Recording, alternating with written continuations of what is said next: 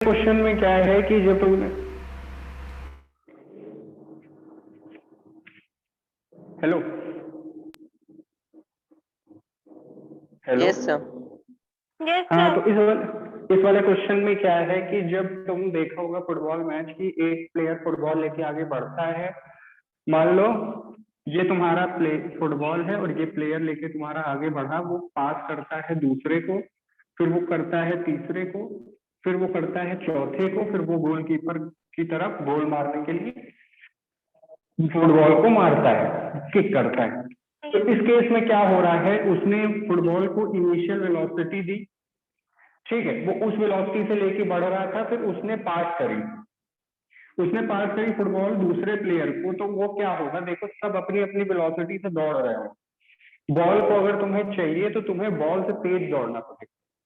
तो वो जब बॉल से तेज दौड़ेंगे तो यहाँ पे क्या होगा, बॉल की वेलोसिटी चेंज हो रही होगी, फिर यहाँ से वेलोसिटी यहाँ बढ़ेगी, फिर वैसा ही जब इसको बॉल चाहिए होगी तो वो क्या करेगा, फिर और तेजी से दौड़ेगा, फिर और वेलोसिटी इंक्रीज होगी। जैसे ही बॉल उसके पास गई तो वहां पे बॉल की वेलोसिटी बढ़ जाएगी। फिर इसी तरह जब बढ़ते बढ़ते वेलोसिटी यहाँ पे क्या होगी, कि जब करेगा उस समय मैक्सिमम वेलोसिटी होगी किसी भी टीम की, वो प्लेयर पूरी दम से किक करेगा और गोलकीपर क्या करता है, उसके अपोजिट में रेजिस्टेंस फोर्स लगाता है, जिसे हम इनर्शिया भी बोल सकते हैं। वो बॉल की एक्सटर्नल फोर्स बोलते हैं। वो क्या करेगा, तेज वेलोसिटी से मूव हो रही बॉल को वो रोकने की कोशिश करेगा, एक्सटर्नल फोर्स लगा के वो तुम्हारा मोशन से रेस्ट में लाने की कोशिश करेगा बॉल को। तो यहाँ पे गोलकीपर क्या हो गया, एक्सटर्नल फोर्स लगा रहा है और तुम्हारी बॉल क्या लगा रही है, रेजिस्टेंस लगा रही है कि वो रुके ना। तो ये चीज यहाँ पे हो रही है, यहाँ पे फर्स्ट लॉ अप्लाई हो रहा है। यहाँ पे तुम्हारी बॉल रेजिस्टेंस लगा रही है कि उसकी मोशन से रेस्ट में ना कन्वर्ट हो, और एक्सटर्नल फोर्स लगा के क्या हो रहा है कि वो मोशन से रेस्ट में कन्वर्ट करने की कोशिश कर रहा है। अब जिसका फोर्स ज्यादा होगा वो तुम्हारा क्या करेगा, अपनी पोजीशन को एक्वायर करे रहेगा। कभी कभी गोलकीपर से मिस हो जाती है तो ये रेजिस्टेंस फोर्स उस केस में ज्यादा होता है। कभी कभी गोलकीपर के हाथ में लड़के बॉल चली जाती है तब भी रेजिस्टेंस ज्यादा होता है। कभी कभी गोलकीपर तुरंत पकड़ लेता है तो वहां पे तुम्हारा एक्सटर्नल फोर्स ज्यादा होता है, तो बॉल मोशन से रेस्ट पे आ जाती है। बात समझ में आई? Hello, yes sir. तो और कोई क्वेश्चन है नहीं, सेकंड लॉ स्टार्ट करते हैं। क्यों स्टार्ट करें? यस। तो सेकंड लॉ ऑफ मोशन, अब यहां से ये इंपॉर्टेंट किस लिए है, क्योंकि यहां से तुम्हारा फोर्स का फॉर्मूला बन के आएगा, F equals to m into a. पहले ही बता दे रहे हैं, फोर्स का फॉर्मूला यहां से बन के आएगा, क्या आएगा, F equals to m into a. ये तुम्हारा इसका रिजल्ट है। अब सेकेंड लॉ ऑफ मोशन बोलता क्या है, द रेट ऑफ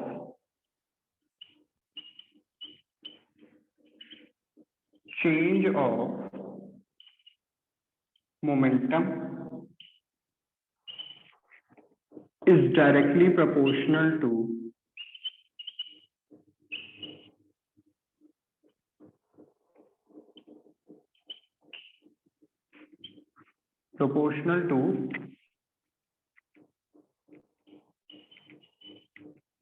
फोर्स। अब यहाँ पे एक एक करके शुरू करते हैं। तो पहला वर्ड आता है रेट, पहला वर्ड आता है रेट। एक एक वर्ड समझेंगे तो क्लियर हो जाएगी डेफिनेशन। रेट क्या होता है, जब किसी चीज की इंक्रीज या डिक्रीज हम टाइम के रिस्पेक्ट में मेजर कर रहे होते हैं तो उसे हम बोलते हैं रेट। रेट का फॉर्मूला क्या होता है, डी बाई डी टी, ठीक है। जब किसी चीज का डिफरेंस, मान लो तुम्हारी जैसे एक्सेलरेशन की बात कर लें, एक्सेलरेशन क्या होता है, change of velocity upon time. तो चेंज ऑफ वेलोसिटी कहने का मतलब क्या है, उसकी कुछ इनिशियल वेलोसिटी रही होगी और कुछ फाइनल वेलोसिटी रही। तो चेंज हम कैसे निकालेंगे? मान लो फाइनल वेलोसिटी v थी, इनिशियल u थी और डिवाइडेड बाई टाइम। ठीक है, इस v माइनस u को हम शॉर्ट फॉर्म में लिखते हैं डेल्टा u, या डेल्टा u लिखते हैं या डेल्टा v लिखते हैं, कुछ भी लिख सकते हैं। तो ये डेल्टा बाई टी रेट कहलाता है। तो मतलब कहने का क्या है कि किसी चीज का अगर हम डिफरेंस टाइम के रिस्पेक्ट में मेजर करते हैं तो उसे हम रेट बोलते हैं।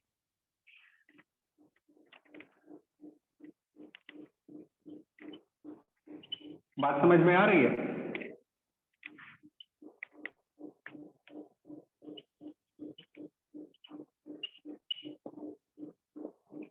Hello, Yes, sir. Yes, sir. Any quantity. तो जो जो लिखते जा रहे हैं वैसा लिखते जाना। रेट का मतलब क्या होता है? Measuring the difference with respect to time. किसी भी क्वांटिटी के लिए अगर हम मेजर करते हैं तो उसे हम रेट बोलते हैं। रेट होता क्या है? अब यहाँ पे ये फॉर्मूला कन्वर्ट होकर क्या हो जाएगा? Delta we by T. तो ये डेल्टा बाई टी ही तुम्हारा रेट कहलाता है। तो एक्सेलरेशन की डिफिनीशन बनती है जाके rate of change of velocity, तो उसे हम बोलते हैं एक्सेलरेशन। तो रेट मतलब क्या है कि किसी चीज का डिफरेंस या इंक्रीज या डिक्रीज हम जब टाइम के रिस्पेक्ट में निकालें तो वो तुम्हारा क्या हो जाएगा? रेट हो जाएगा। इतनी बात क्लियर है? Yes, sir. हाँ, तो इतना लिख लिया, चले आगे। ये लिख लो और ये लिख लो, लिख लो फिर चलते हैं आगे।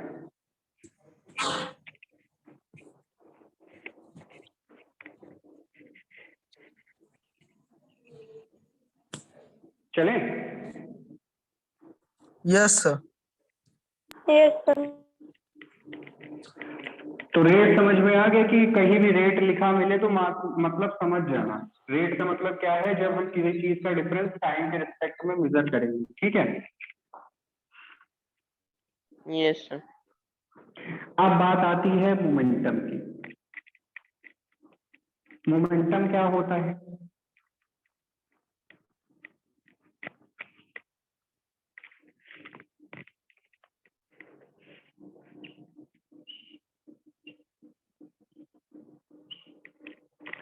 मोमेंटम मतलब होता है जब हम मास और उसकी वेलोसिटी का प्रोडक्ट कर दें। देखो, कोई ऑब्जेक्ट रेस्ट पे होगी तो उसकी वेलोसिटी जीरो हो, यानी मोमेंटम मतलब क्या है? Force acquired by a moving object. यानी मूविंग ऑब्जेक्ट के पास क्या होगा? जो फोर्स होगा वो तुम्हारा मोमेंटम कहलाता है। ठीक है, देखो ऑब्जेक्ट अगर रेस्ट पे है तो उसकी वेलोसिटी जीरो होगी। वेलोसिटी जीरो मतलब उसके पास कोई फोर्स नहीं हुआ। कहने का मतलब क्या है? एक ऑब्जेक्ट मूव कर रहा है, मास मान लो 1 kg है और वेलोसिटी मान लो 5 मीटर पर सेकेंड है और वो मूव कर रहा है। अब उसका फोर्स तुम मेजर कैसे करोगे? मान लो वो मूव करते करते करते करते आगे जाके दीवार में टकरा गया। तो जो टकराया, जिस फोर्स से, जितना फोर्स उसने दीवार पे लगाया, वो तुम्हारा होता है मोमेंटम। यानी मोमेंटम हम किसका मेजर करेंगे? हमेशा मूविंग ऑब्जेक्ट का ही मेजर करेंगे। कैसे मेजर करेंगे? जितना उसका मास होगा उसको हम मल्टीप्लाई कर देंगे उसकी वेलोसिटी से, जिस वेलोसिटी से वो मूव कर रहा है। ठीक है, तो उसे हम क्या बोलेंगे? मोमेंटम बोलेंगे। क्लियर है तब?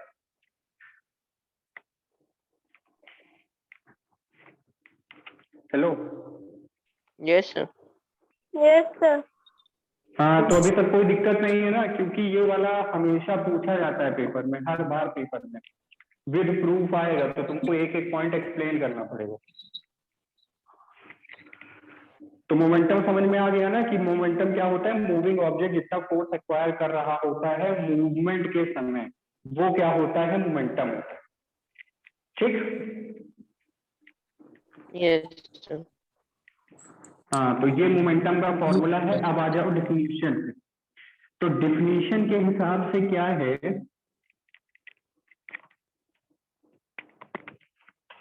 डिफिनीशन के हिसाब से क्या बोल रहे हैं कि force is directly proportional to rate of change of momentum. ठीक है, रेट बोल दिया है तो मतलब दोनों का डिफरेंस होगा और डिवाइडेड बाय टाइम करेंगे। P1 क्या है? इनिशियल। P2 क्या है? फाइनल। ठीक है, क्लियर तक?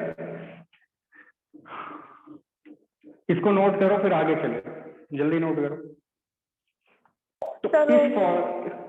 तो इस पूरी डिफिनीशन का कहने का मतलब सिर्फ इतना है और इससे हम यहां तक पहुंचेंगे।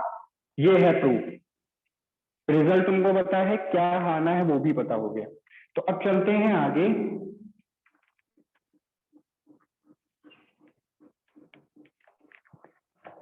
F is directly proportional to P2 minus P1। तो P2 क्या है?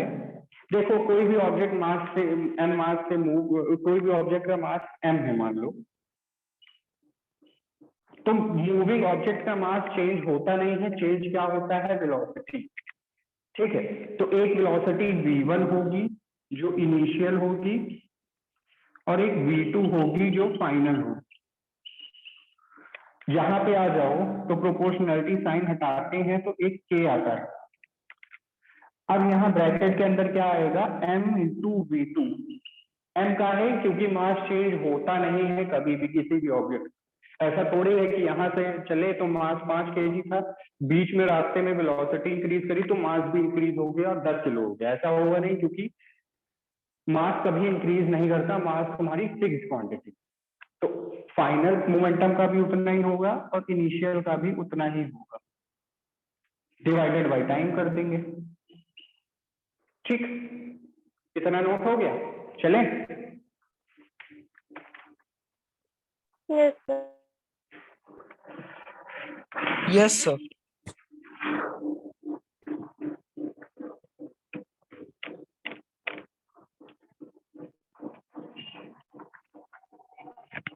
अब आप आता गई कि F इक्वल्स टू के, M दोनों में कॉमन था तो M बाहर ले लेंगे, कॉमन है दोनों में, V2 minus V1 divided by T। Time. अब हाँ, तो अब V2 बाई V1 याद करो, एक्सेलरेशन का अभी मैंने फॉर्मूला लिखा था, क्या लिखा था? V2 minus V1 divided by T, वो किसके बराबर था? 8। तो यहाँ पे पूरी क्वांटिटी की जगह हम क्या लिख सकते हैं? एक्सेलरेशन लिख सकते हैं। तो हम लिख देंगे m इंटू a। अब इतना तुम्हारे पास आ गया। अब दिक्कत बच रही है कि k को हम कैसे हटाएं। तो k तुम्हारा क्या होता है? कांस्टेंट, जिसे हम मीडियम कांस्टेंट भी बोलते हैं कि हर मीडियम में अलग अलग होगा।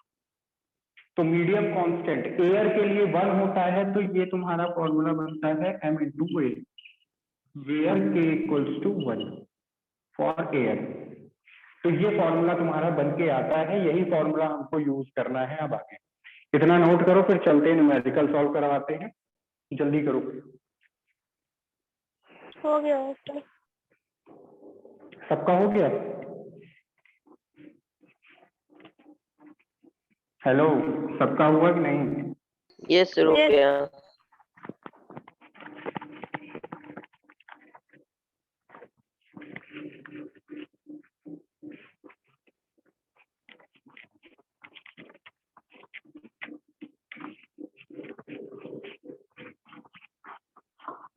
अब एग्जांपल खोलो 9.1।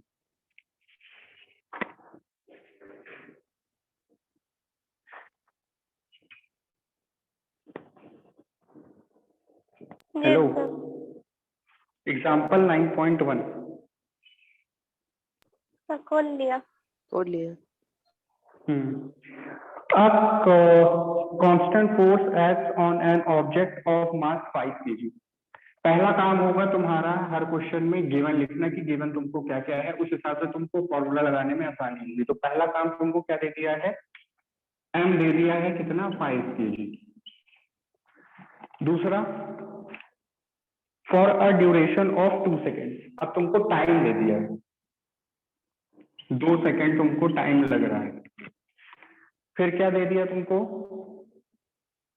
And the velocity increases of the object from 3 metre per second to 7 metre per second. जो v1 होती है वो इनिशियल होती है, यानी जहां से हम वेलोसिटी बढ़ाना शुरू करेंगे। तो इनिशियल तुम्हारी है 3 मीटर पर सेकंड। v2 होती है फाइनल वेलोसिटी, जहां तक हम वेलोसिटी बढ़ाते हैं, यानी 7 मीटर पर सेकंड। 7 मीटर। ठीक है, और क्या है, find the magnitude of the force applied. Now if the force was applied, अब पहला काम क्या है, तुमको एफ निकालना है। एफ का फॉर्मूला क्या बनता है, एम इंटू ए, लेकिन ए यहाँ पे है नहीं, तो ए के लिए हमको फॉर्मूला लगना पड़ेगा m v2 minus v1 divided by t. अब सारी वैल्यू पुट कर दो, 5, v2 है 7 माइनस 3 डिवाइडेड बाई 2, ये आएगा तुम्हारा 5, 4 इंटू 5 डिवाइडेड बाई 2, 10 न्यूटन। कोई दिक्कत?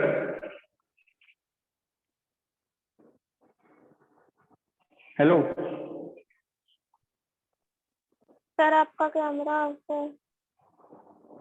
Camera yes sir. ऑफ है, चलो ठीक, दिख रहा है। तो वही काम किया है, पहले तुमने गिवन लिखा, फॉर्मूला लगाया, एक्सेलरेशन हमारे पास नहीं था तो हमने एक्सेलरेशन की भी जगह फॉर्मूला लगाया v2 minus v1 divided by t. अब तुम्हारे पास v1 है, v2 है, t है और m है, सीधा वैल्यू पुट करो, फोर्स निकाल लो, बात खत्म। ठीक, उसके आगे भी अभी एक रह गया है, एक पार्ट क्वेश्चन का, कि now if the force was applied for a duration of 5 second, what would be the final velocity of the object. तो यहां तक क्लियर है, यहां तक क्लियर है, किसी को कोई दिक्कत नहीं है ना? Yes, sir. अभिजीत सर, जी सर।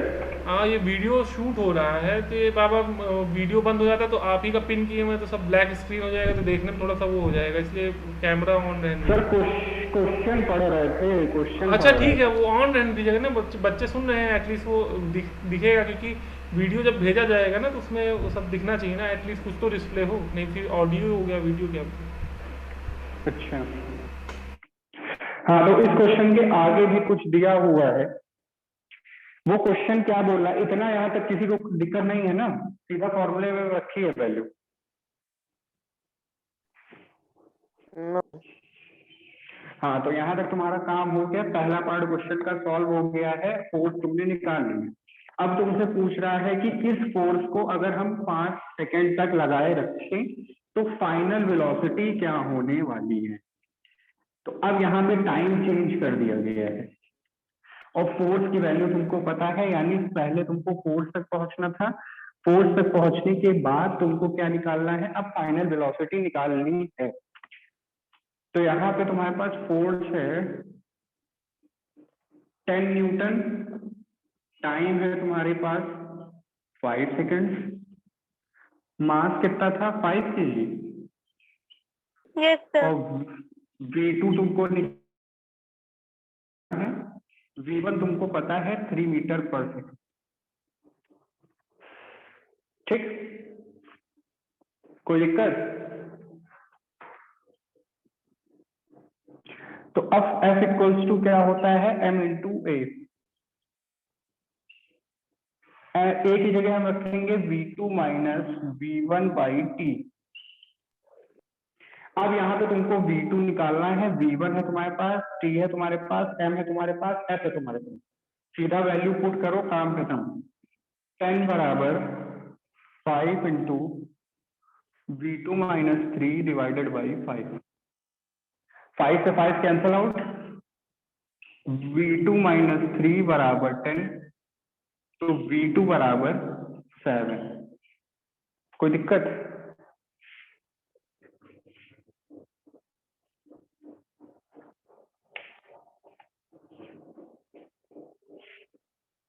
Hello yes sir. चलो नेक्स्ट एग्जांपल की तरफ चलते हैं। नेक्स्ट एग्जांपल क्या है, पढ़ो कोई जल्दी से, धीरे धीरे पढ़ना।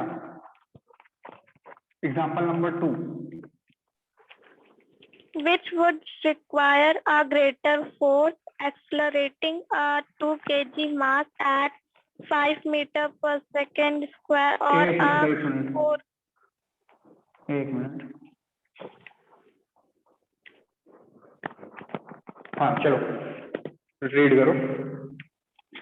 which would require a greater force accelerating a 2 kg mass at 5 stop meter per करो, second। Stop stop stop. यहाँ पे तुमको m1 दे दिया है, m1 है तुम्हारे पास 2 kg। 2 kg के आगे क्या लिखा हुआ है? at 5 meter per second। Accelerating लिखा है ना, तो 5 मीटर पर सेकेंड स्क्वायर होगा। yes sir। हाँ आगे। और आप 4 kg mass at 2 meter per second। पर second square, yes per second square। ठीक है। अब यहाँ पे पास तुम्हारे पास क्या बोल रहा है कि इसको ज्यादा फोर्स लगेगा कि इसको ज्यादा फोर्स लगेगा। तो अब हम ऐसे देख के बता नहीं सकते, तो हमें क्या लगाना पड़ेगा, फोर्स का फॉर्मूला लगाना पड़ेगा। ए है तुम्हारे पास और एम है तुम्हारे पास, तो सीधा फॉर्मूले में F1 निकाल लो, M1 into A1, 5 into 2, 10 Newton तुम्हारा इसमें लगेगा। F1 की वैल्यू 10 हो गई।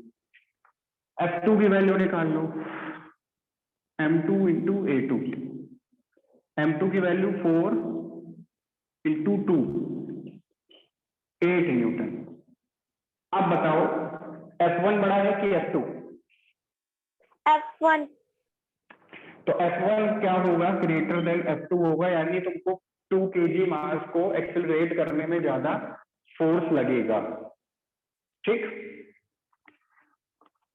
तो इस तरह तुमको क्वेश्चन सॉल्व करने हैं। पहला टाइप भी अच्छा था, पूछा जाता है, इस तरह का भी पूछा जाता है जिसमें तुमको कंपेयर करके बताना होता है। ये वाला आसान होता है as compare to first one. चलो थर्ड क्वेश्चन, इसमें कोई दिक्कत नहीं ना, इसको नोट कर लो, फिर चलते हैं आगे।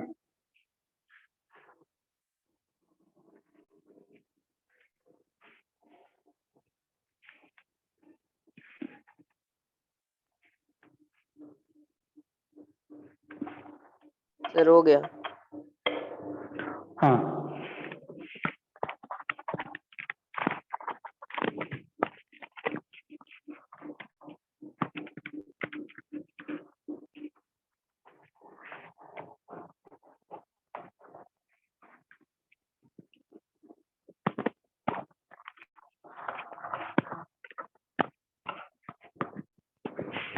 हाँ चलो थर्ड क्वेश्चन पढ़ो, third example. A motor car is moving with a velocity of 108 km per hour। एक मिनट, 108 किलोमीटर पर आवर, ठीक। And it takes 4 seconds to stop after brakes are applied। हाँ तो टाइम तुमको दिया हुआ है 4 second, ठीक है।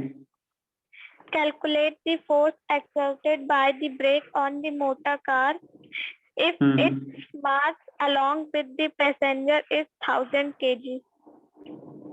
1000 kg, ठीक है। अब इस क्वेश्चन में समझने वाली बात है कि तुमको केवल यही 4 चीजें दी हुई है, इसके अलावा कुछ नहीं दिया हुआ है जिसमें फोर्स तुमको निकालना है। और फॉर्मूले की बात कर ले तो फॉर्मूले में होता है m इंटू ए दिया नहीं हुआ है, तो यहाँ पे m into V2 minus V1 divided by t. अब यहाँ पे तुम्हारे पास कितने वेरिएबल हैं, 1 2 3 4 5। यहाँ पे वैल्यू कितने की गिवन है, 1 2 3। अब तुम्हारे पास 2 अननोन वेरिएबल हो गए, तो अब तुम निकालोगे कैसे, ठीक है। तो एक बार क्वेश्चन में फिर से स्टार्टिंग पे जाओ और ध्यान दो कि उसने बोला है कि 108 किलोमीटर पर आवर से वो मूव कर रही थी और तुम्हारी जाके 4 सेकंड में जाके रुक गई, और ब्रेक जब अप्लाई हो रहा था तो 4 सेकंड उसको रुकने में लगे। तो जब गाड़ी रुक जाती है तो उसकी वेलोसिटी कितनी हो जाती है, 0 हो जाती है। हो जाती है। Yes, sir. हाँ, तो यहाँ पे तुम्हारी v2 की वैल्यू डायरेक्ट ना देके इनडायरेक्ट वे में दी हुई है कि फाइनल वेलोसिटी तुम्हारी क्या हो जाएगी, 0 हो जाएगी। 0. क्यों हो जाएगी? हाँ, क्यों हो जाएगी? क्योंकि तुम्हारी 4 सेकंड में गाड़ी रुक गई, और गाड़ी रुक गई तो गाड़ी मूव नहीं करेगी, तो फाइनल वेलोसिटी क्या होगी, 0। तो अब यहाँ पे सीधा आ जाओ, फोर्स तुमको निकालना है। मास कितना है, 1000 kg। v2 की वैल्यू कितनी है, 0, माइनस v1 की वैल्यू कितनी है, 108, 108. डिवाइडेड बाई कितना टाइम लग रहा था, 4 सेकंड लग रहा था। 4. सॉल्व कर लो, कितना आएगा, सॉल्व करने में कितना आएगा। देखो आंसर देख के मत बताना, सॉल्व करके बताओ कितना है, क्योंकि यहाँ पे एक गलती हो रही है। क्या हो रही है, देखो ये दिया हुआ है किलोमीटर पर आवर में, ये दिया हुआ है केजी में, और ये दिया हुआ है सेकंड में। टाइम की 2 यूनिट है, आवर है और सेकंड है। तो एक काम करेंगे, इसको हम आवर में कन्वर्ट करेंगे। तो आवर में कन्वर्ट करने के लिए क्या होगा, 4 डिवाइडेड बाई 60। 60 से डिवाइड किया तो ये मिनट में कन्वर्ट हुआ, फिर 60 से डिवाइड किया तो ये आवर में कन्वर्ट हुआ। तो यहाँ पे वैल्यू क्या रखी जाएगी, 4 डिवाइडेड बाई 3600। अब इसको सॉल्व करोगे तो क्या आएगा, 3600 into 1000 into -108 divided by 4। Solve करके बताओ कितना आएगा।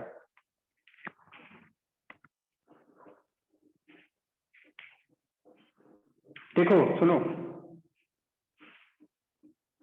Hello, Yes, sir.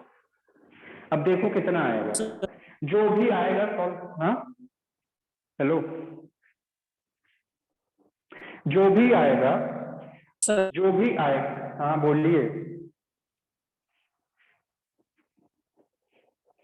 सर, आवाज नहीं आ रही आपकी। तो हाँ, यहाँ पे जो भी आ रहा है आने दो, कैलकुलेशन होने दो, लेकिन यहाँ पे ध्यान दो माइनस आ रहा है, आ रहा है। Yes. और स्टार्टिंग में मैंने तुमको बताया था कि फोर्स का माइनस ये नहीं होता कि उसकी वैल्यू माइनस में आ रही है, बल्कि ये होता है कि उसकी डायरेक्शन अपोजिट है, फोर्स की डायरेक्शन अपोजिट हो जाएगी। समझे बात को। हम क्या ले रहे थे कि फॉरवर्ड मोशन, कार तुम्हारी ये है, फॉरवर्ड मोशन की डायरेक्शन पॉजिटिव ले रहे थे कि आगे जाके बढ़ती हुई चली जाएगी, लेकिन आगे जाके वो स्टॉप हो गई, 0। तो यहाँ पे क्या है कि फोर्स जो अपोजिट डायरेक्शन में लग रहा था, यानी जो ब्रेक अप्लाई करते हो वो रोकना शुरू करता है, और वो कार की अपोजिट डायरेक्शन में लगता है। तो ये फोर्स की डायरेक्शन क्या होगी, पॉजिटिव लेनी चाहिए थी, लेकिन हमने ली किसकी, इस वाले की पॉजिटिव ली, इसीलिए तुम्हारा काम क्या हो गया, माइनस आ गया। तो इस बात को समझना, केवल माइनस इतना बताता है कि किस डायरेक्शन पे फोर्स लग रही होगी, किस डायरेक्शन में गाड़ी रुकेगी। बात समझ में आई, फोर्स कभी नेगेटिव नहीं होता। तो यहाँ पे तुम्हारा ये माइनस का सिग्निफिकेंस है, लेकिन जब तुम फोर्स लिखोगे तो उसमें माइनस साइन हटा दोगे। बात समझ में आ रही है। Yes, sir. हाँ, तो उसमें तो, हाँ बोलो, हेलो। आ रही है। हाँ, तो इतना बात समझ में रखना कि माइनस जो आ रहा है वो फाइनल आंसर पे नहीं जाएगा, माइनस केवल तुम्हारे लिए है, तुमको पता होना चाहिए। अगर लिखना है तो तुम ब्रैकेट में लिख सकते हो कि किस डायरेक्शन में ये हो रहा है, लेकिन तुम फाइनल आंसर में माइनस नहीं लिखोगे, नहीं तो गलत हो जाएगा। माइनस अपने मन से हटा भी सकते हो, या फिर आगे ज्यादा नॉलेज देने के लिए आगे ब्रैकेट में करके लिख सकते हो कि take in the positive direction. बात खत्म, ठीक है। कोई दिक्कत, हेलो हेलो। Yes. हाँ, तो इतना नोट कर लो। नोट क्या करना, ये तो एग्जांपल सॉल्व है, नेक्स्ट एग्जांपल पे चलें।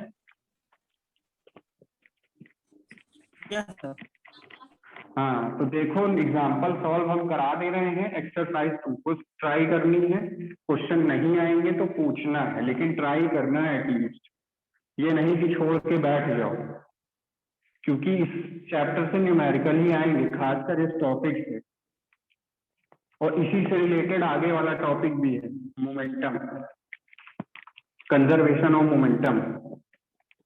बात समझ में आई? Yes sir.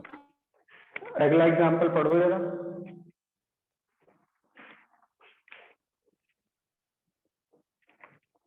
Hello,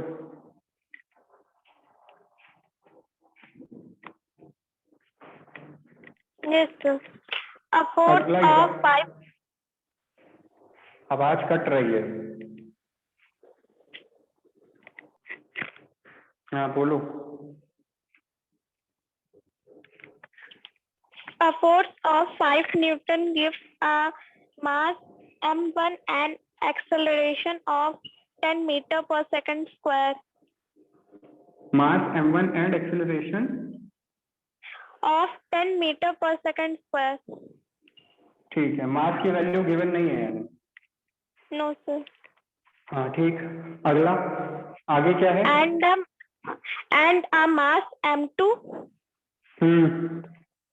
and acceleration of 20 meter per second square. ठीक है, अब यहाँ पे व्हाट एक्सेलरेशन नहीं, what is the mass of m1 and m2 होगा। So what acceleration would it give if both the masses were tied together?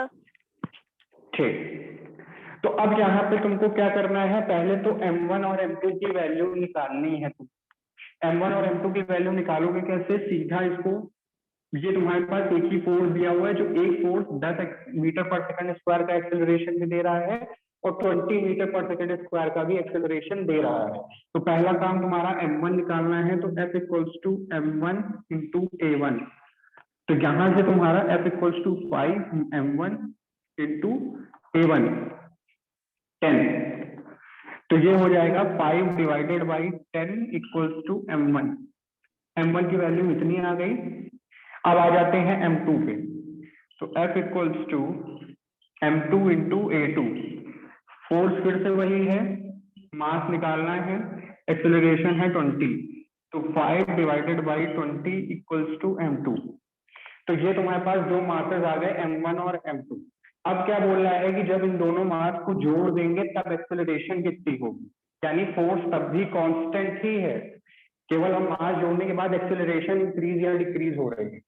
तो मास दोनों को ऐड कर दो, तो m1 plus m2 equals to 10 और 20 एलसीएम लेंगे तो तुम्हारे पास आएगा 20, यहाँ पे हो जाएगा 10 प्लस 5 15, ठीक।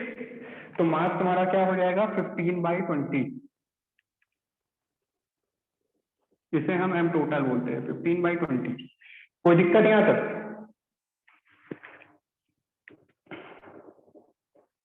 No. अब टोटल मास तुम्हारे पास आ गया। पहला काम क्या था, m1 और m2 की वैल्यू निकालना, वो तुमने कर लिया। फिर m टोटल निकालना कि टोटल मास कब निकलेगा जब दोनों को जोड़ देंगे, ऐसा क्वेश्चन बोल रहा है। अब तुमसे पूछ रहा है कि एक्सेलरेशन कैसे निकालोगे, तो F equals to m total into a। अब यहाँ पे तुमको a निकालना है, फोर्स कितना है 5 सर, m टोटल है 50 बाई 20 जी। 2 मिनट रिमेनिंग है, आपको रिज्वाइन कराना तो इन लोग को बता दीजिएगा, जिससे ज्वाइन कर लेंगे। रिज्वाइन नहीं होना सर, हो अच्छा गया ठीक बस। ठीक ठीक। तो ये वाला है तुम्हारे पास m टोटल, तो m टोटल के लिए फिर तुमको एक्सेलरेशन निकालना था, तो फोर्स है तुम्हारे पास, ये है तुम्हारे पास, एक्सेलरेशन निकाल लो। एक्सेलरेशन क्या हो जाएगा 5 इंटू 20 डिवाइडेड बाई 50, 5 से डिवाइड किया बचा 3, एक्सेलरेशन क्या हो जाएगा 20 बाई 3। इसको और सॉल्व कर लो पॉइंट में, नहीं तो इतना ही रहने दो। यही हो गया तुम्हारा एक्सेलरेशन फाइनल मास का। कोई दिक्कत? हेलो, हाँ तो इसमें कोई दिक्कत नहीं है ना, सीधा सा था, m1 निकालो m2 निकालो, दोनों को जोड़ दो, ऐसा क्वेश्चन बोल रहा था टोटल मास। तो टोटल मास करने के बाद तुम्हारा एक्सेलरेशन कितना है, यानी तीनों केसेस में फोर्स कांस्टेंट थी, तो एक बात जान लो, अगर मास और फोर्स कांस्टेंट है तो फिर एक्सेलरेशन चेंज होगा ही होगा। बात समझ में आ गई? मास तो कांस्टेंट होता है, जब फोर्स कांस्टेंट हो जाएगी या एक्सेलरेशन कांस्टेंट हो जाएगा, बस। सर इसके पॉइंट में वैल्यू सर 6.666 आएगी। हाँ हाँ ठीक, तो इसमें कोई दिक्कत नहीं है। ठीक ठीक, तो अब इसमें कोई दिक्कत नहीं है ना?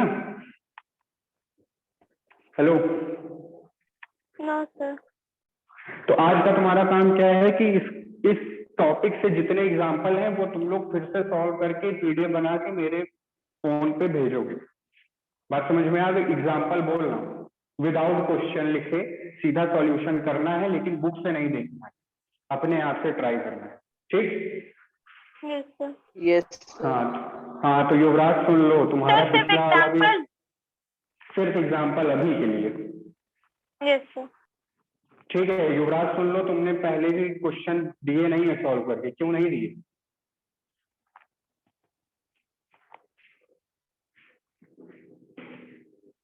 चलो आज की मीटिंग यहीं ओवर करते हैं, नेक्स्ट लेक्चर में मिलेंगे इसके आगे, ठीक है? कोई डाउट हो तो व्हाट्सएप करके पूछ लेना, यस सर। ठीक? चलो bye bye everyone. Bye sir.